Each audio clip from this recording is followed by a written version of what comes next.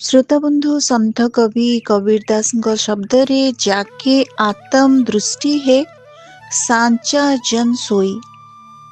अर्थात जहाँ पाखरे आत्मदृष्टि अच्छी से ही व्यक्ति ही प्रकृत संत। यथार्थ संत प्रत्येक जाति धर्म संप्रदाय भूगोल चरित्र ए सबुर ऊर्ध्वरे जणे अनतिक्रम्य सत्ता। आलोचक मानक मतरे संथर दृष्टि जीवनर ओ संसारर कौनसी चीजकु हेय बा तुच्छ बोली कही वर्जन करे नाही। जीवन ओ संसार रे आच्छादित करी रखिथिबा नाना मोह ओ प्रमत्तता को ही वर्जन करी अन्य एक स्तरर अर्थात अन्य नैकट्यर योग्य हेबा लगी संत माने समाजर प्रत्येक मनुष्य को आह्वान देइचंती। विश्वास ही एही निकटता बा नैकट्य उपलब्धिर मुख्य उत्स। श्रोताबंधु एते सबु भूमिका पछरे गोटे मात्र उद्देश्य अछि। प्रकृतरे संत परंपरा को आपण मानक पाखरे पहुंची एकविंश शतक रे जणे अनन्य संत संपर्क रे आलोचना करिबा। ऊनविंश शताब्दीर संत कवि भीम भोई विंश शतक रे महात्मा गांधी विनोबा भावे को मध्य संतर मान्यता प्राप्त होईछि। एकविंश शतक रे भाव प्रधान आवेगर जणे अनन्य बाणी कंठ स्वतःस्फूर्त उपस्थापिका भावरे संत पूर्णमासी जानी जणे अनक्षर व्यक्तित्व। तांकरी संपर्क रे आजिर आमर एई आलोचना। जीवन रो अंधारे आलोडन तांको आलोक देखिछि। भावगत भक्तिमत्ता तांको अधर रे भावमय शब्दर निर्गुण कोणार्क को जीवन्यास देइछि। से दिव्य शब्द मध्य देई से आह्वान करिचंती ऐशी विभु प्रीति को। काया प्रवेश करे आत्मस्थ होइचंती सह सह सिद्ध जोगारूढ़ ऋषिंक आत्मा भितरे। से आउ केही नुहंती पूर्णिमार शुभ्र ज्योत्स्ना ओ तार शीतलता नहीं जन्मित फुलबाणी जिला अंतर्गत चारिपड़ा ग्रामर अद्वितीय संत टाडीसरु पर्वतर दान पूर्णमासी जानी। श्रोताबंधु आज आमे पद्मश्री पूर्णमासी जानी संपर्क रे सुनिबा। संसार रे थाई मध्य से प्रकृत पक्षी जणे संत जीवदयार उदारता सहित संसारर प्रतिटी रूप प्रति तांकर सहृदयता ही तांको संतपणर महिमा बहन करे। आमे जाने निरहंकार अकृत्रिम समर्पण तार अन्य नाम हेउछि भक्ति। भक्ति ऊर्ध्वग चेतनार एक आत्मिक परिमंडल। एहाकु पूर्णात पूर्णतर कृति बोली कहा जाय पारे। मानव चेतनार आरोहणात्मक गति तथा आत्मिक प्रशांतिर अखंड स्थिति थाए भक्तिमतारे।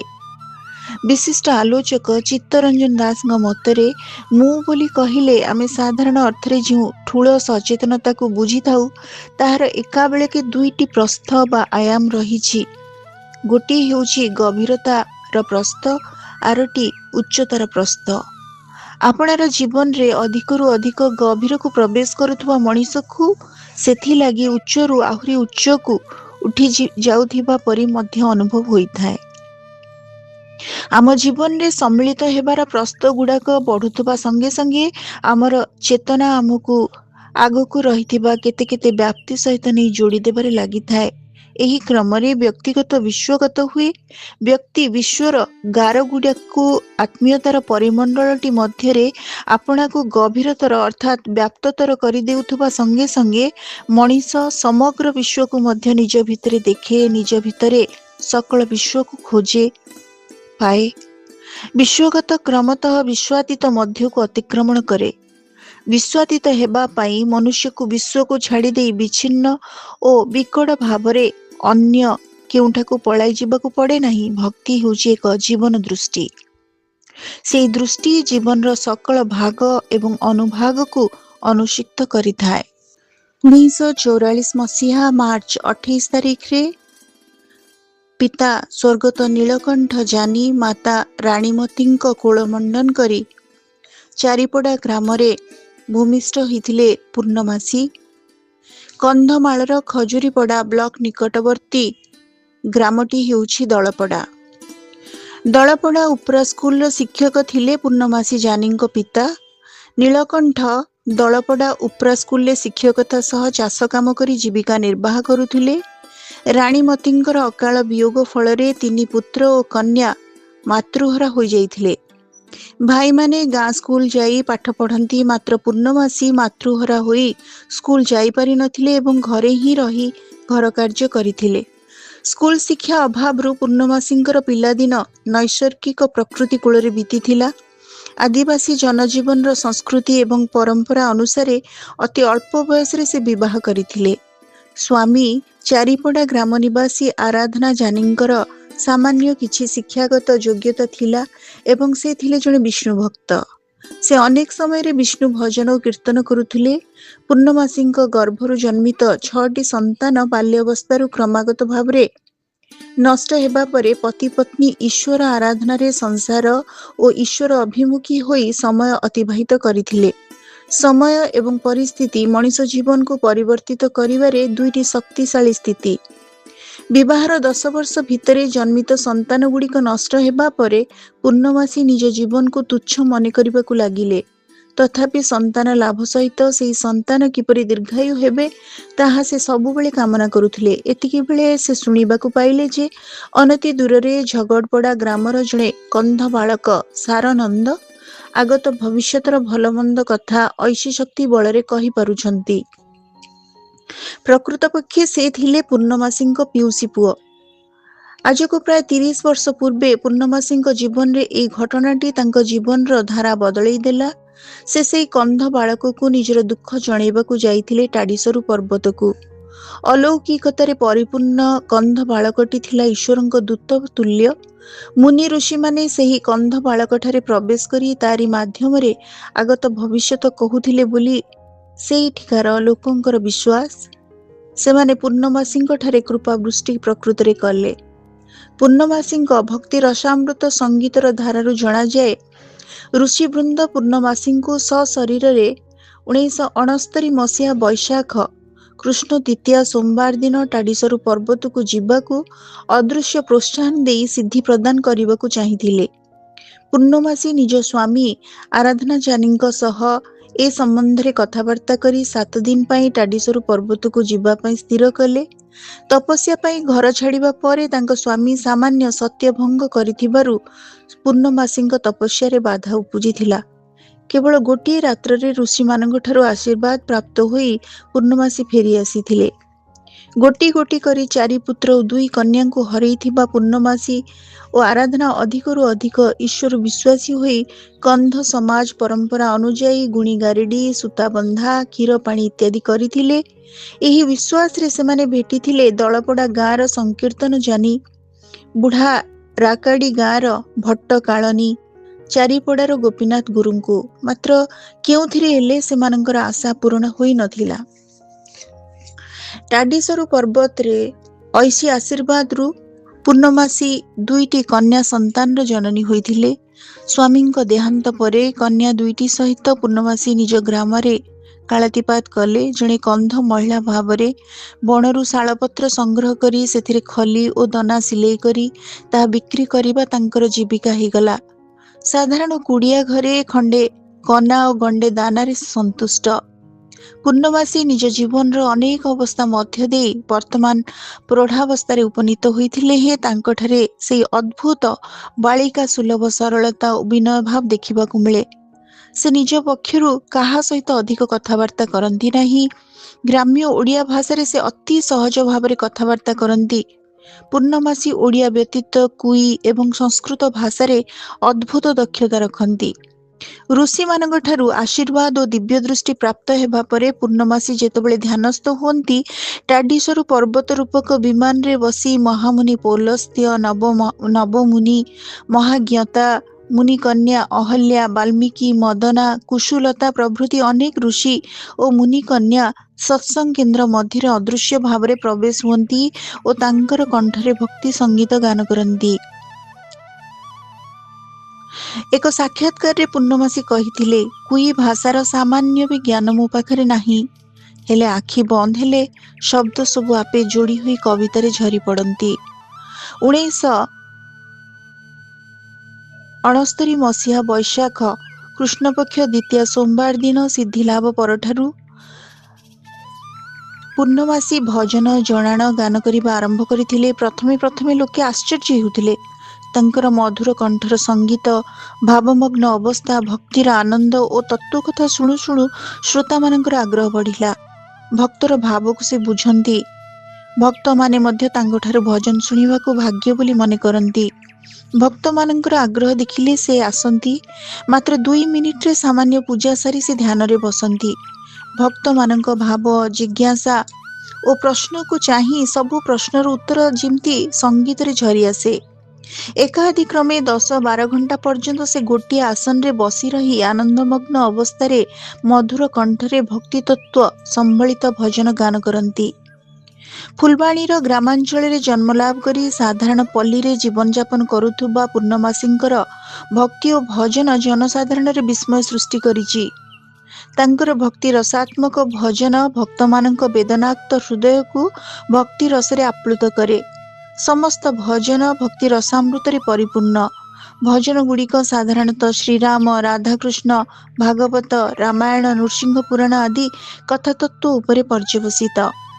महामुनि वाल्मीकि मातृतत्व आधारित भजनावली, नवमुनि मातृगर्भ ज्ञान और शरीरार्थ भजन, सन्थ अंधमुनि जगन्नाथ जणाण, महाज्ञातांकर ज्ञान संभव बाणी और भजन केन्द्रर गुरु महामुनि पोलस्त्यंक सर्वज्ञान परिपूर्ण भजन समूह अतीव चित्ताकर्षक और चमत्कृत। भजन और भाष्य माध्यम रे भक्त मानकर संदेह मोचन पाई समस्त मुनिंकर वासस्थान, रूप, गुण वर्णना से करती। तांकर भाष्य रे वाल्मीकि मुनि चारिपड़ा ग्राम निकटस्थ मंडप मुंडिया रे नवमुनि मंडप मुंडियार पाद देश रे थिबा छोट पहाड़ अंचल रे एवं गार्गव मुनि मुंडल कुंपा पर्वत रे अवस्थान करती। पौलस्त्य महामुनि हेउचंती कुई बाबा। से कुई भजन गान करती। तांकर शरीर गौरवर्ण जटा और श्मश्रु धवलबन्ना। से कमंडलु आशाबाड़ी और संडुआसी धारण करिथांती और बक्कल परिधान करती। महाज्ञाता मुनि वर्ण श्यामल, मस्तक कला और कुंचित केशर शोभित। अंधमुनि श्यामल वर्ण और सर्वदा ध्यानस्थ रुहंती। जल और पवन तांकर आहार। से सर्वदा जगन्नाथ नामामृत पान करुथांती। से कुहंती जे तांकर पिता माता तांको जन्म काल रे टाडीसरु पर्वत रे थिबा तुलसी वृक्ष मूले छाड़ी देइथिले, कारण से थिले जन्मांध। श्रोता बंधु, आज आमे सुनुचे पद्मश्री पूर्णमासींकर अलौकिकतार कथा। अधिकांश भजन गुड़िकरे से कहंती कहे टाडी सरु बाई एभली भणिता होइथाय। प्रकृति रे से महिला हेइथिले मध्य से निजको बाबा बोली संबोधन करती। यार वैशिष्ट्य एतिकी कुआ जाय पारे जे जेउ सबु भजन गुड़िक संगीतर अविरत भाव उच्छ्वास धारा तांक कंठर निश्रित हुए, ताहा मात्रक थरक पई प्रकाश हुए। भजन गुड़िक भाषा, भाव, तत्व, राग केउटी मध्यरु उणा नुहे। सते जेमती से परमेश्वरଙ୍କ निर्देश रे गाई उठंती। दिव्यांशी पद्मश्री पूर्णमासी जानी संपर्क रे दिवंगत प्रोफेसर संजय शतपथी कहती, भूगोल पोथी पतर रे ना नथिला कंधमाल आगर उर्वर फुलबाणीर चारिपड़ा गाँ। आज पहाड़ तल छोटिया गाँटी जहाँपाई प्रसिद्धि पाइछि, से जानी परिवार पूर्णमासी, नम्रतार प्रतिछवि पूर्णमासी। सते जे पुनेईर जह्न टाडीसरु पर्वत निवासी ऋषिकूलर आशीर्वादरु से पूर्णमासीरु टाडीसरु बाबा, टाडीसरु बाई। आशीर्वादर शक्ति केते तार एक पूर्ण झलक। से ध्यान रे बसिले तांको हृदय रे एक दिव्य आसन तैयारी हुए, जेउथिरे अंध गार्गव मुनि, अंध मुनि, ऋषि कुमार आउ बेले बेले महागुरु सर्वज्ञता आसी उपवेशन करती एवं विभु भजन करती। ଏ ଧାରା ସ୍ୱତଃ ସାବଲୀଳ। ଆଧ୍ୟାତ୍ମିକତା ମାଟିରୁ ଆକାଶ ଯାଏ ବ୍ୟାପ୍ତ। ଏମିତି ଭଜନର ସ୍ରୋତ ତାଙ୍କ ହୃଦୟରୁ ପ୍ରବାହିତ ହୋଇଛି ହଜାର ହଜାର ସଂଖ୍ୟାରେ। ସେ କିନ୍ତୁ ସେଇ ଶାଳପତ୍ର ଗୋଟାଳି ଗୋଟିଏ ଶାନ୍ତ ନିର୍ଲିପ୍ତ ଭାବରାଜ୍ୟରେ। ତାଙ୍କ ଭାବର ଗଭୀରତା ଅକଳନୀୟ, ଅକଳ୍ପନୀୟ। ପୂର୍ଣ୍ଣମାସୀଙ୍କ ବିଚାର ଯେତେ ଜାଣିଲେ ବି ମନେ ହେବ ଯେମିତି ବିରାଟ ମହୋଦଧି ବେଳାରେ ଏଇଠି ଶାମୁକା ସଂଗ୍ରହ ହୋଇଛି ମାତ୍ର। ସେ ଅପାଠୋଇ ପଣ୍ଡିତା।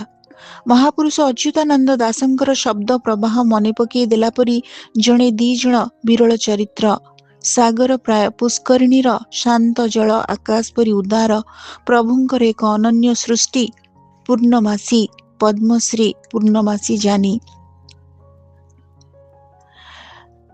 ପୂର୍ଣ୍ଣମାସୀ ଜାନିଙ୍କର ଜଣେ ପରମ ଭକ୍ତ ଶ୍ରୀ ପଙ୍କଜ ପ୍ରଧାନ ତାଙ୍କ ସମ୍ପର୍କରେ କହନ୍ତି, ଟାଡିସରୁ ବାଇ ଜଣେ ସମ୍ପୂର୍ଣ୍ଣ ସାଧିକା, ଅନବଦ୍ୟ ଆରାଧିକା, ବୈରାଗ୍ୟର ଭସ୍ମ ବିଭୂଷିତା, ପ୍ରଣମ୍ୟ ପୂଜାରିଣୀ, ଅସାଧାରଣ ବ୍ୟକ୍ତିତ୍ୱର ଅଧିକାରିଣୀ, ଯାହାଙ୍କ କଣ୍ଠରୁ ଆବେଶ ଧ୍ୟାନମଗ୍ନ ଅବସ୍ଥାରେ ଆଧ୍ୟାତ୍ମିକ ଅମୃତ ଧାରା ନିରବଚ୍ଛିନ୍ନ ଭାବେ ନିଃସୃତ ହୁଏ। ଆଦିବାସୀ ସମାଜର ଜଣେ ମାମୁଲି ନିରକ୍ଷରା ମହିଳାଙ୍କ ଅନ୍ତରରୁ ନିର୍ଝରି ଆସେ ଶତ ସହସ୍ର ଭଜନର ସାବଲୀଳ ସ୍ରୋତ। ଏହା ହିଁ ଉପଲବ୍ଧ ହୁଏ ତାଙ୍କର ଅସାଧାରଣ ବ୍ୟକ୍ତିତ୍ୱ। ଶ୍ରୋତାବନ୍ଧୁ, ଆଜି ଆମେ ଶୁଣୁଛେ ପଦ୍ମଶ୍ରୀ ପୂର୍ଣ୍ଣମାସୀ ଜାନିଙ୍କ ସମ୍ପର୍କରେ। ପଦ୍ମଶ୍ରୀ ପୂର୍ଣ୍ଣମାସୀଙ୍କ ସମ୍ପର୍କରେ ପ୍ରଫେସର ଡକ୍ଟର ପ୍ରେମାନନ୍ଦ ମହାପାତ୍ର ତାଙ୍କୁ ବନ ଗହନର ବଣ ହୀରା ଭାବରେ ଅଭିହିତ କରୁଥିବା ବେଳେ ମାଳ ମାଟିର ମହିୟସୀ ବୋଲି ସମ୍ବୋଧନ କରନ୍ତି ବିଶିଷ୍ଟ ଆଲୋଚକ ବିଜୟକୃଷ୍ଣ ପଟ୍ଟନାୟକ। ବିଜୟକୃଷ୍ଣ ପଟ୍ଟନାୟକ ତାଙ୍କୁ ମାଳ ମାଟିର ମହିୟସୀ ମହିଳା ଟାଡିସରୁ ବାଇ ବୋଲି ସମ୍ବୋଧନ କରି ଚିଦାନନ୍ଦ ବିହାର ପରିସରରେ ଆୟୋଜିତ ଫୁଲବାଣୀ ପୁସ୍ତକ ଉତ୍ସବ ଅବସରରେ ତାଙ୍କୁ ଭେଟି ଅତି ସାଧାରଣ ଜୀବନ ଜିଉଥିବା ସେହି ଅସାଧାରଣ ପ୍ରତିଭାର ଅଧିକାରିଣୀଙ୍କୁ ସମ୍ମାନ ଜଣାଇଥିଲେ। ତାଙ୍କ ମତରେ ସେ କୌଣସି ନୂଆ ମାର୍ଗର ପ୍ରଚାରକ ନୁହନ୍ତି, କିନ୍ତୁ ଅସଂଖ୍ୟ ମନରେ ଆନ୍ଦୋଳିତ ସାମାଜିକ ସମସ୍ୟାର ଉତ୍ତର ରଖିବାକୁ ଯାଇ ଆଧ୍ୟାତ୍ମିକ ଭାବନାର ପରିପ୍ରକାଶ କରନ୍ତି ଭଜନ ଶୈଳୀରେ। ଯେ କେହି ଆଚମ୍ବିତ ହୁଅନ୍ତି ବିଦ୍ୟାଳୟ ଶିକ୍ଷାରୁ ଦୂରରେ ଥିବା ଏହି ଅପୂର୍ବ ଆଧ୍ୟାତ୍ମିକ ଶକ୍ତିର ଅଧିକାରିଣୀଙ୍କ ଭକ୍ତିରସରେ ପରିପୂର୍ଣ୍ଣ ଭଜନ ଆସରରେ।